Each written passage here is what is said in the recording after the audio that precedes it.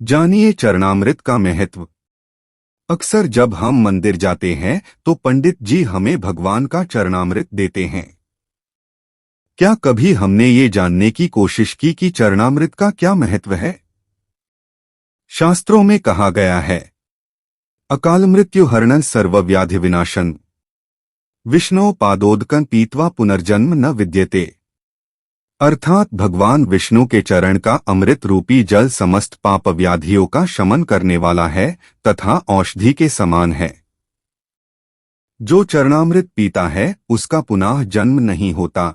जल तब तक जल ही रहता है जब तक भगवान के चरणों से नहीं लगता। जैसे ही भगवान के चरणों से लगा तो अमृत रूप हो गया और चरणामृत बन जाता है।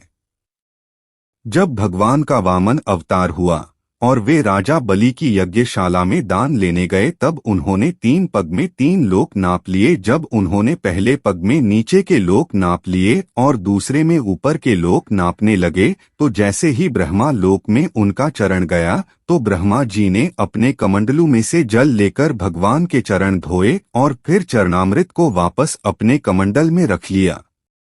वह चरणामृत गंगा जी बन गई जो आज भी सारी दुनिया के पापों को धोती है। ये शक्ति उनके पास कहाँ से आई? ये शक्ति है भगवान के चरणों की, जिस पर ब्रह्मा जी ने साधारण जल चढ़ाया था पर चरणों का स्पर्श होते ही बन गई गंगा जी।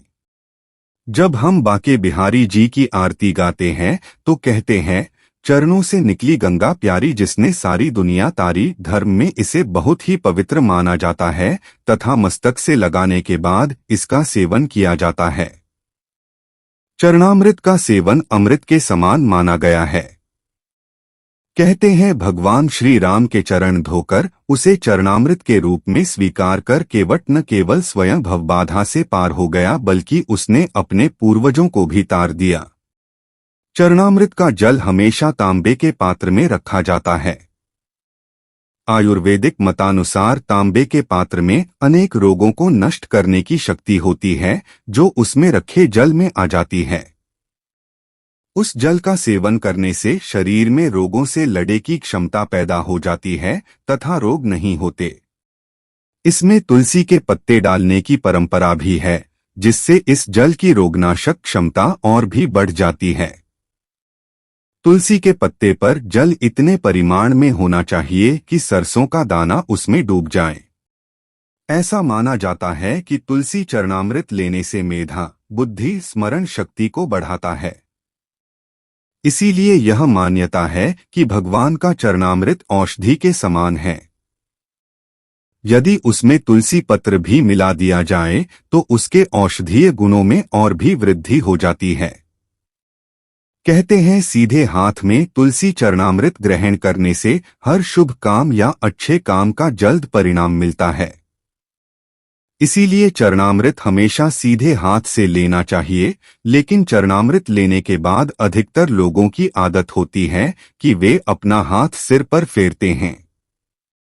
चरणामृत लेने के बाद सिर पर हाथ रखना सही है या नहीं यह बहुत कम लोग जानते हैं। दरअसल शास्त्रों के अनुसार चरणामृत लेकर सिर पर हाथ रखना अच्छा नहीं माना जाता है। कहते हैं इससे विचारों में सकारात्मकता नहीं बल्कि नकारात्मकता बढ़ती है। इसीलिए चरणामृत लेकर कभी भी सिर पर हाथ नहीं फेरना चाहिए।